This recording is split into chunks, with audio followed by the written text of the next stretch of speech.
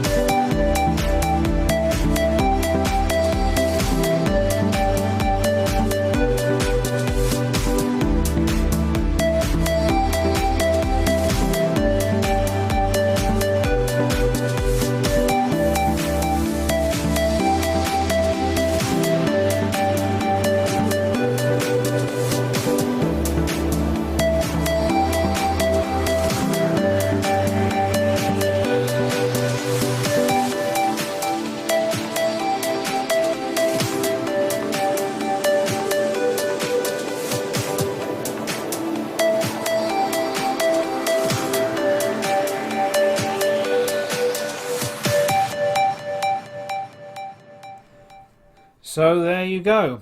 And yes, I was quite pleased with how I managed to get the cross bracing there, and the steps to make it look like it was all built out of planks of wood, along with the railings that give it a lot of the colour accent.